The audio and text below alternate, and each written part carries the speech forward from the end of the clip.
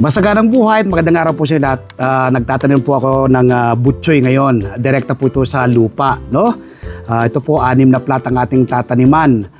Marami na pong mabibigyan tayo ng ating mga kapitbahay, mga kaibigan na bumibisita dito sa ating garden. Kapag po lumaki na ito, ang butchoy po within 1 month, harvest ka na eh. Sa mga regular na followers ko po, nakikita nyo lang po yung aking mga tanim na butchoy. Talaga naman ng mga jumbo, no? So, magtatanim po tayo ngayon. Dito, ito pong lupa na to, kinondisyon ko na po ito eh. Tiniling the soil ko na po ito. Tapos, naglagay na po ako ng pataba dito. Ang ginamit ko pong pataba by this time ay, yung pong dumi ng kalapate. Dumi ng kalapating ginamit po natin, ano? Na pinang fertilizer, no? Sa pagtatanim naman po nito, napakadali lang naman.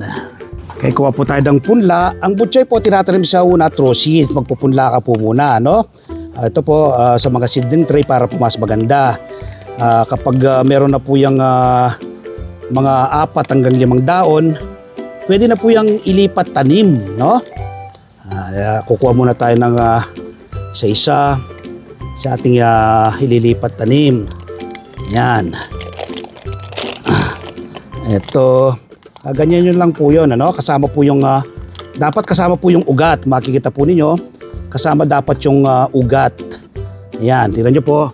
Kasama yung ugat kapag lilipat tanim kayo. Ingatan nyo pong wag matanggal. No? Ayan, lilipat tanim na natin sila dito. So yan.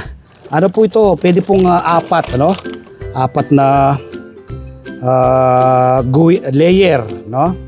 Yan. Eksakto po yung 4. Ayun. Sa napakadali pong alagaan at patubuin ng butchoy. Mga 1 dangkal po yung pagitan. 1 dangkal lang pagitan. Para kapag lumaki po sila, hindi po sila masyadong nag-aagawan ng nutrients, no? Huwag pong masyadong siksikan. Ayan. Okay. Ito. Alright. So ito na po yung mga naitanim natin, no? 6 na plat po yan.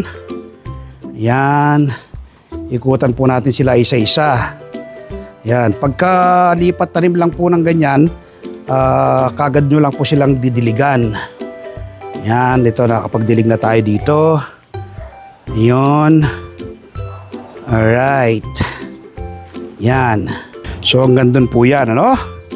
Gandun. Yan. Itong bago lipat tanim na butchoy.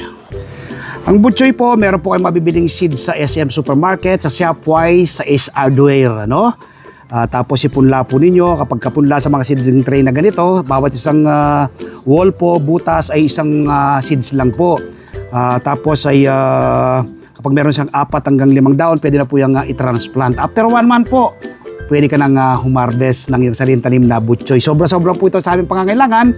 Kaya majority po sa ating mga tanim na ito ay ating pamimigay sa ating mga kapitbahay. Sana po nakapag-share naman ako, nakapag-ambag na naman ako ng panibagong kaalaman at impormasyon ngayong araw na ito. Kung may natutunan po kayo, i-share nyo po sa inyong mga kaibigan, sa inyong mga kamag-anak itong ating video na ito. Ano? Nang sa ganun, marami po tayong maabot at matulungan na ating mga kababayan. Palagi ko pong sinasabi, food security starts at home. Nagawa ko po yung ganitong pagtatanim. Magagawa rin nyo po ang magtanim. Happy farming! Bye-bye! God bless!